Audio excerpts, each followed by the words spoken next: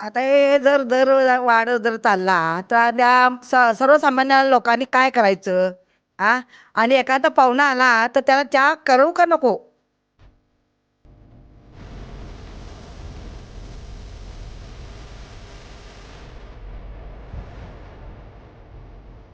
साखरेचे भाव वाढल्यामुळं कस्टमर नाराज होतात आणि विकण्यास थोडे हे होते. कस्टमरला सांगावं लागते की बाबा भाव वाढले म्हणून. कस्टमर कुठला ऐकत नाही. याच्यामुळे थोडीशी धंद्यामध्ये मंदी येण्याची शक्यता आहे.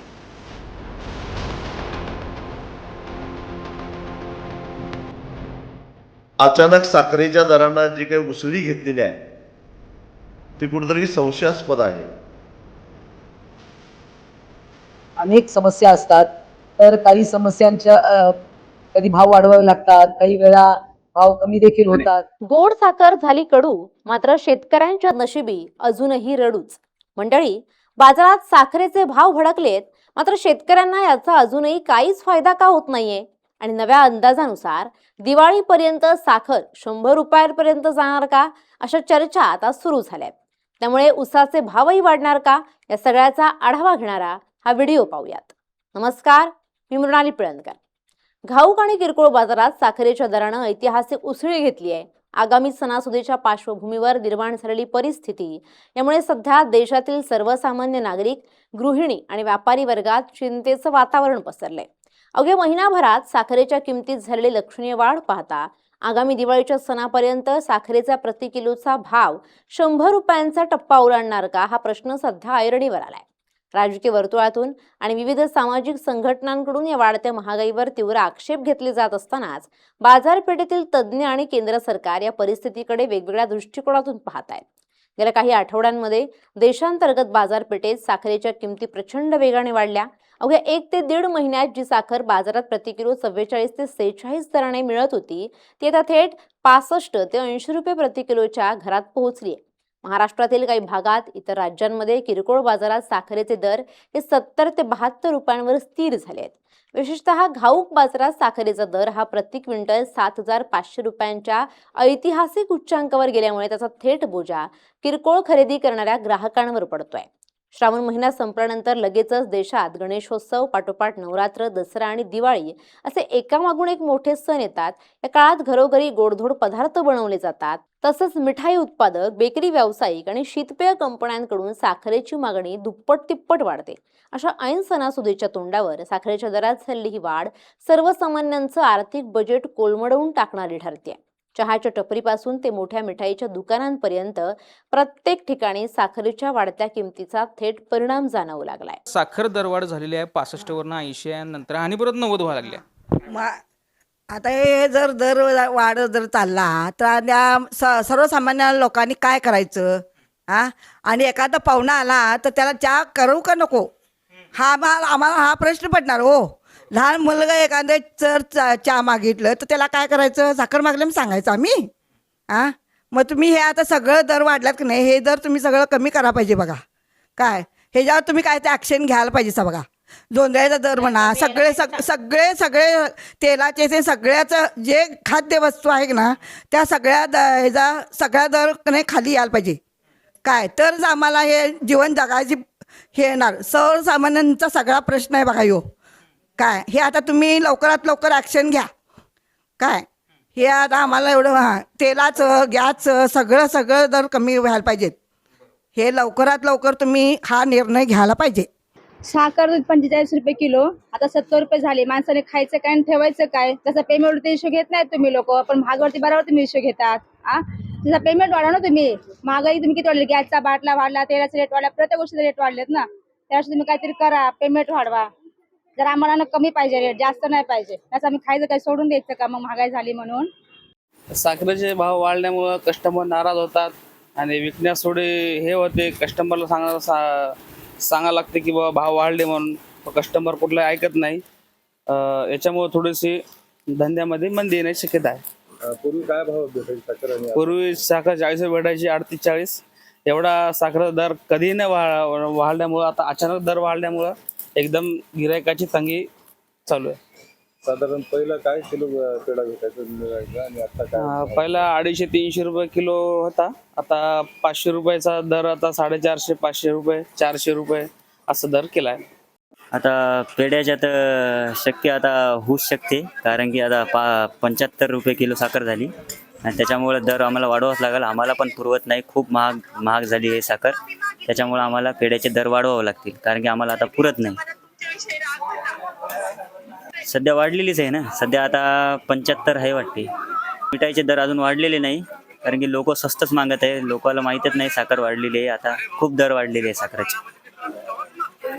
अचानक साखरेच्या दरानं जी काही उसळी घेतलेली आहे ती कुठेतरी संशयास्पद आहे.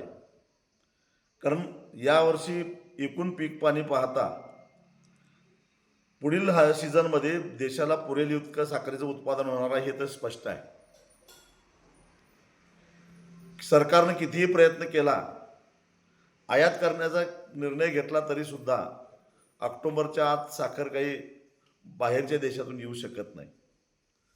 आणि जी शिल्लक साखर आहे, जे रेकॉर्ड आज सरकार दाखवतंय, साखर कारखाने दाखवतात, ते बघितलं तर अगदी दिवाळी होऊन सुद्धा आपल्याला पुरेशी साखर शिल्लक राहते. असं असताना साखरेच्या दरामध्ये संशयास्पदरित्या उसळी मारणं ही कुठेतरी पाणी मुरत असल्याचं दिसतं. मुळामध्ये मी एक शेतकरी नेता आहे. मला साखरेच्या दरामध्ये वाढ झाल्यानंतर आनंद व्हायला पाहिजे होता, झालेलाही आहे. परंतु लगेच साखर कारखानदारांनी आम्ही आधीच साखर विकून टाकलेली आहे आणि आमच्याकडे आता फारशी साखर शिल्लक राहिलेली नाही असा कांगावा करायला सुरुवात केलेला आहे. आपल्याला माहिती आहे शुगर फ्री मिठाई पण बनतात ना. लोक आजकाल काय प्रिफर करतात? Sugar free. त्यामुळे भावाची तब्येतीची काळजी घ्यायची असेल तर महिला शुगर फ्री वापरेल. खजूरयुक्त पण मिठाई बनते.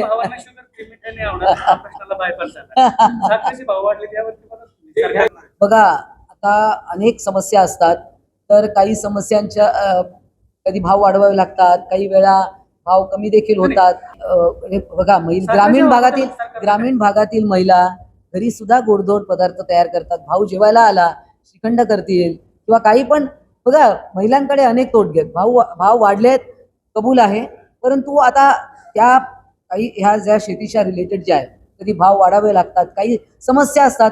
शेतकऱ्यांना पण वाजवी भाव द्यावा लागतो, त्यासाठी देखील भाव वाढत असतात.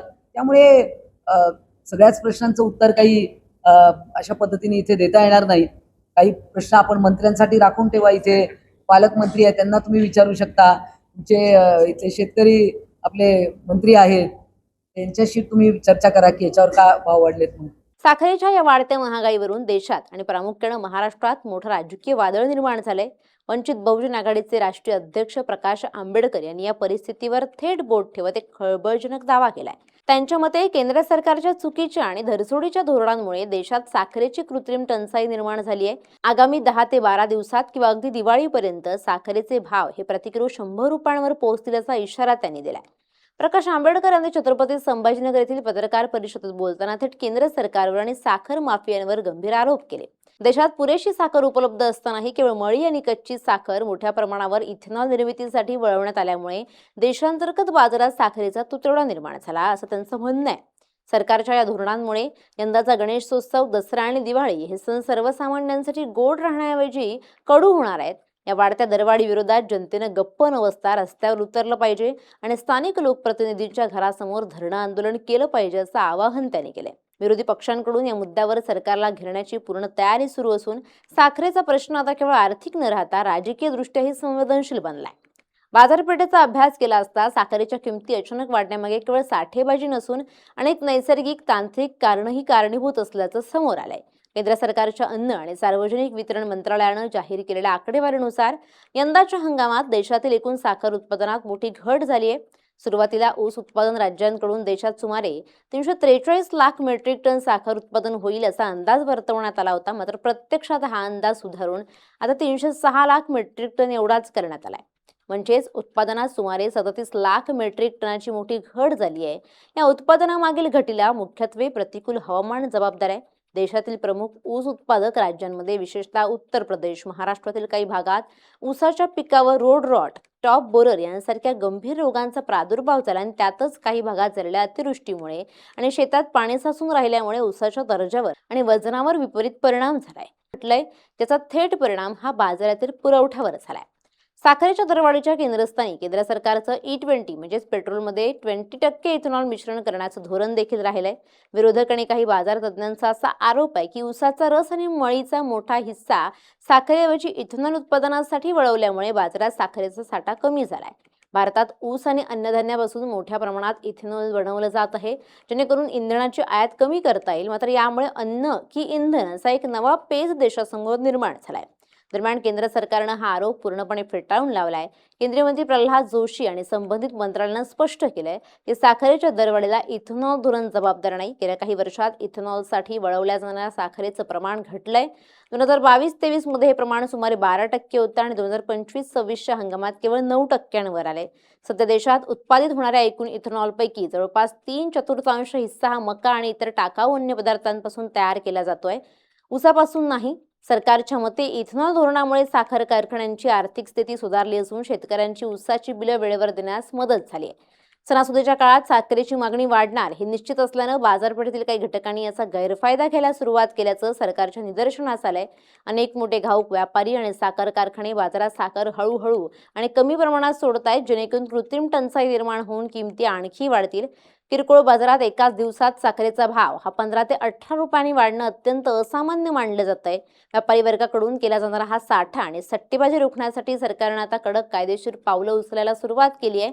जर वेळीच या साठेबाजीला चाप लावला नाही तर सणांच्या दिवसात साखरेचा काळाबाजार होण्याची आणि सामान्य ग्राहकांची लूट होण्याची भीती व्यक्त केली जाते.